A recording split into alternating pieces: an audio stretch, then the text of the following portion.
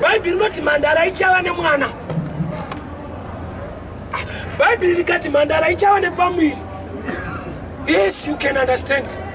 But likazoti mandara ichawa ne mwana. Kuda kuti ifi bacha bereka anofanwa kuramba ari mandara ine mwana. This is too much now. Nokuti isu madzimai edu kana vane pamwiri vane zvavanoita to prepare the way kuti vasarwadziwe. But Mwari vari kuti ini ndinoda kuti pave nemhandara inenge ine mwana. Kureva kuti mwana uyu haana chaadisturba.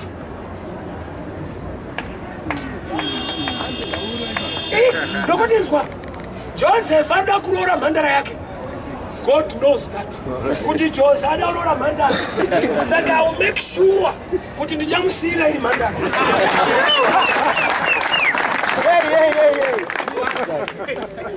What a mighty God we say. Ah, Jesus. Nakati Mary akataura shoko randakada.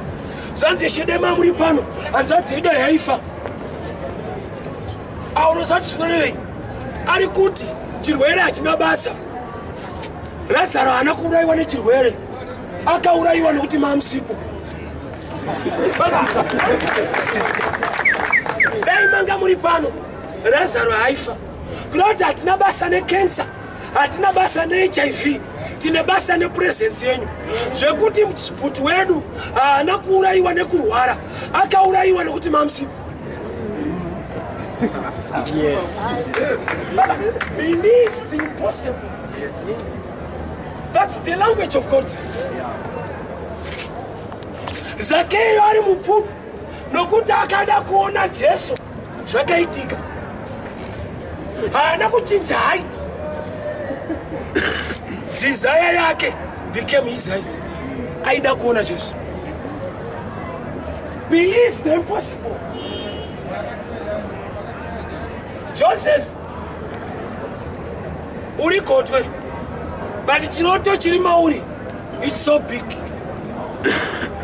If you believe your dream yakaiswa na Jehovah mauri, you can make it.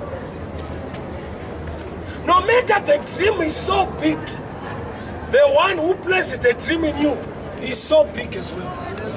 There's a question that came up on our Facebook page from Nashi Muparinga, says, then how do I know I'm in the right place at the right time?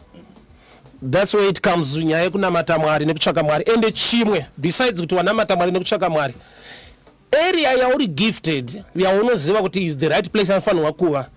Zvinhu zvine kamwe kanzara kaunoda kugara uchizviita ende kana uchizviita pane kamwe kakuita easy mazviri so hazvina much effort because you are wired to do it. Inenge hove haiitise mwana waye malessons weswimming because by nature kachingoberekwa kanototwina kasina mbodzwa kunzi kutwina kudai mvura munomama.